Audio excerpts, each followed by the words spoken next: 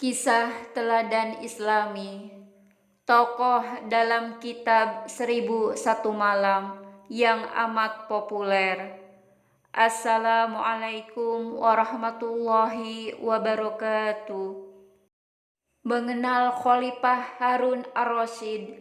Khalifah Harun ar-Rasyid berasal dari dinasti Abbasiyah.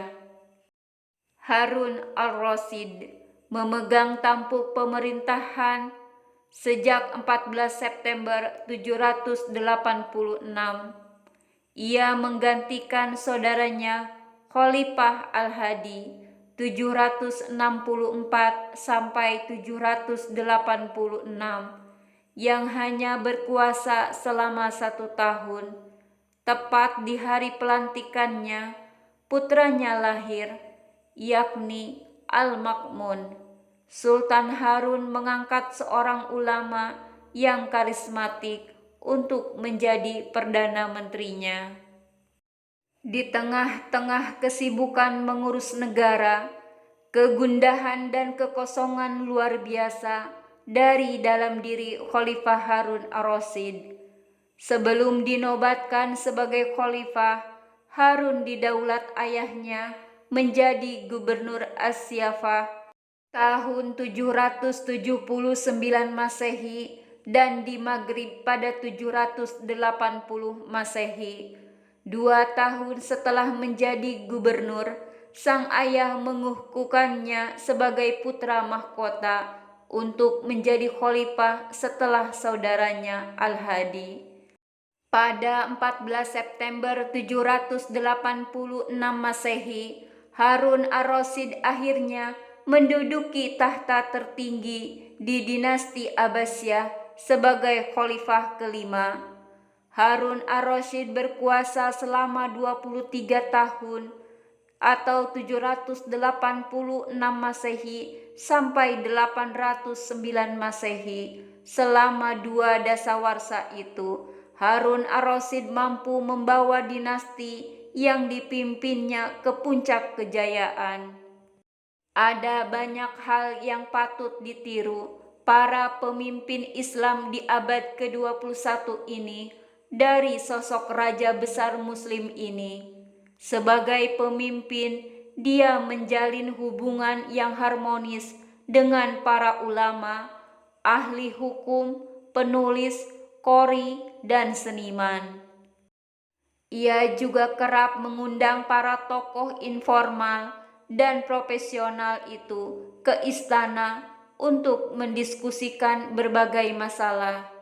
Harun ar-Rasyid begitu menghargai setiap orang.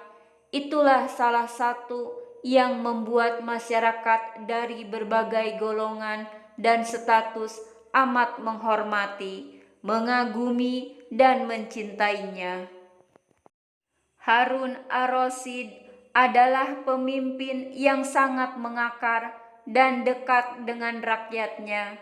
Sebagai seorang pemimpin dan muslim yang taat, Harun ar-Rasyid sangat rajin beribadah.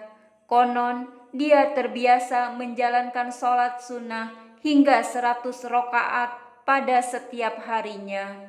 2 kali dalam setahun, khalifah kerap menunaikan ibadah haji dan umroh dengan berjalan kaki dari Baghdad ke Mekah.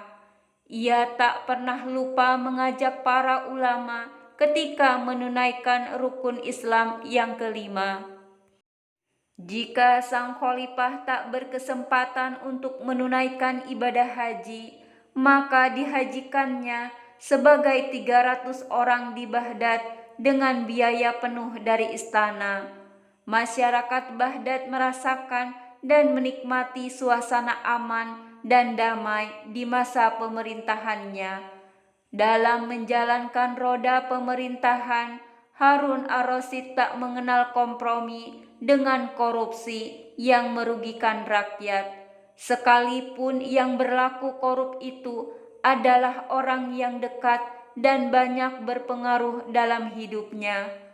Tanpa ragu-ragu, Harun ar-Rasyid memecat dan memenjarakan Yahya bin Khalid yang diangkatnya sebagai perdana menteri atau wazir.